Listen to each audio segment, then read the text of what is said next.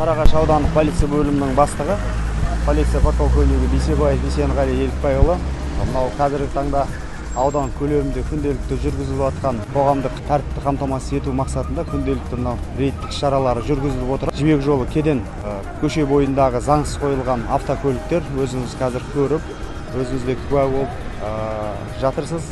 8 бейне камералар орнатылып, қазір оның қосымша жаңағы бір бейне камераның ішіндегі біреуі сергек келген заңсыз қойылған автокөліктерді, жолдың бойына қойылған автокөліктердің барлығын қазір фиксация жасап отырады.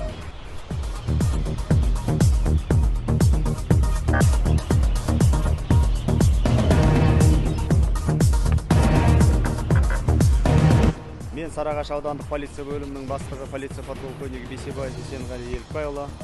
Аудан тұрғындарының назарына күнделікті жүргізіліп жатқан рейдтік шаралар барысында жол қауіпсіздігін қатаң сақтауды, жол ережелерін бұзуға шақырамын.